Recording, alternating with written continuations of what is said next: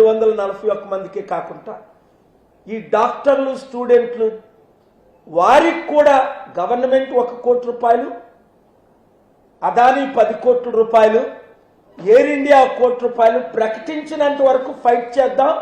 వాళ్ళు చర్యలు తీసుకోకపోతే నేను తీసుకుంటా, సుప్రీంకోర్టులో బిల్లు ఫైల్ చేస్తా, నేను న్యాయం చేసి తీరుతా.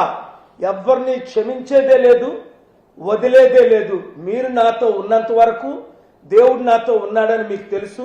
నా ప్రాణం ఉన్నంత వరకు ప్రశ్నిస్తా. అలాగే 776 ఎంపీల్లో మన తెలుగు రాష్ట్రాల్లోనే దాదాపు 60-70 మంది ఉన్నారు లోక్సభ, రాజ్యసభ. మీరు ట్వీట్ చేయండి, ట్యాగ్ చేయండి, ప్రజలందరూ ట్వీట్ చేయండి, మీ ఎంపీలకు షేర్ చేయండి. Thank you very much. God bless. రాజీనామా అన్నది చనిపోయిన వారి ఆత్మకు శాంతి రావాలంటే ఎవరో ఒకరు బాధ్యత తీసుకోవాలి కదా. ఇప్పుడు రామ్మోహన్ నాయుడుకి మంచి పోస్ట్ ఇవ్వండి, ఏవియేషన్ పోస్ట్ తీసేసి అంటున్నా. ఎందుకు? ఆయనకు అనుభవం లేదు, 1 నిమిషం ఏవియేషన్ గురించి తెలియదు. ఆయన స్కూల్కి వెళ్ళలేదు, కాలేజీకి వెళ్ళలేదు, ఏవియేషన్ ట్రైనింగ్ అవ్వలేదు. ఎలాగే ఏవియేషన్ ఎయిర్పోర్ట్లు నడిపిస్తారు? ఒక ఏవియేషన్ మినిస్టర్ బాధ్యతలు ఏంటి? ఎయిర్లైన్స్ అన్ని క్షేమంగా ఉన్నాయా లేదా? 1. ఎయిర్పోర్ట్లన్నీ ప్రాపర్గా నడుస్తున్నాయా లేదా? 2. ఎయిర్పోర్ట్కి సంబంధించిన డీజీలు మొదలుకొని అందరూ ప్రాపర్గా వర్క్ చేస్తున్నారా లేదా? 3. ఏ ఎయిర్లైన్స్ ఎప్పుడు ఎక్స్పైర్ అవ్వాలి ఆర్డర్స్ వేసి వారిని రీమెయింటెన్స్ చేయించడం కొరకు చర్యలు తీసుకోవడం. 4. ఇలాంటి ముఖ్యమైన 10 పనులు ఉన్నాయి. ఆయన ఒకటేనే చేశాడా సంవత్సరం ఏవియేషన్ మినిస్టర్గా? 5. అదానీ ఎయిర్పోర్ట్లు నడుపుతున్నాడు. ఆయన అదానీకి ఆర్డర్లు ఇవ్వగలడా? 15 లక్షల కోట్ల మనిషితో మాట్లాడగలరా? నేను మాట్లాడినట్టు. అదానీ స్టీల్ ప్లాంట్ కొంటుంటే నేను ఆపాను, ఆయన ఆపగలడా? పార్లమెంట్లో అదానీ పేరు తీసుకున్నాడా? ప్రశ్నించాడా? వెయిట్, మంచి క్వశ్చన్ రాజు, ప్లీజ్. మరి బాధ్యత ఎవరు తీసుకుంటారు? జవహర్ లాల్ నెహ్రూ ప్రధానమంత్రిగా ఉన్నప్పుడు లాల్ బహదూర్ శాస్త్రి చిన్న యాక్సిడెంట్ అయితే రాజీనామా చేశారా లేదా? ఇప్పుడు ఇది ఇంటర్నేషనల్ ఇష్యూ, 200 కంట్రీస్లో వాళ్ళు అడుగుతున్నారు బ్రిటిష్ ప్రధానమంత్రిని రాజీనామా చేయమని.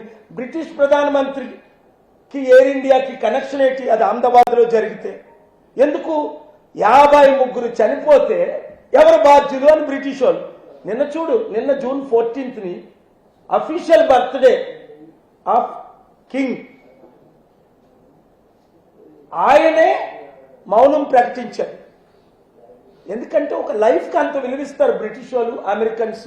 మనమేంటి, ఎవడైనా చేస్తే 2 లక్షలు ఇస్తాం, నాలంటోడు గట్టిగా ప్రశ్నిస్తాడు, భయంతో 1 crore ఇస్తాం. ఒక లైఫ్ విలువ 1 crore. నేను 5 లక్షల కోట్లు డొనేట్ చేశాను అఫీషియల్గా, వైట్ మనీ. 50 లక్షల కోట్లు డొనేట్ చేయగలను. మరి అలాంటిది 38 మంది చనిపోయిన వాళ్ళకి 1 కోటి రూపాయలు గవర్నమెంట్ ప్రకటించొద్దా?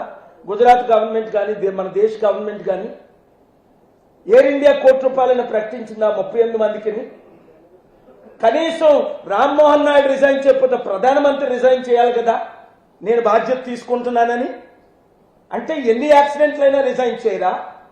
అంటే రేపు వచ్చే రైల్వే మినిస్టర్ కానీ, ఏవియేషన్ మినిస్ట్రీ కానీ, అరే మా పాతోడే రిజైన్ చేయలేదు, నేను చేయాల్సి లేదు, అది పాతకాలం 1950లో జరిగింది. మరి దేవగౌడ 97లో రిజైన్ చేయలేదా? అంతకంటే బెటర్ ప్రైమ్ మినిస్టర్ ఎవరు? దేవగౌడ గారు నాతో 48 దేశాలు తిరిగారు గ్లోబల్ పీస్ అంబాసిడర్గా. చైనా వచ్చారు, అమెరికా వచ్చారు.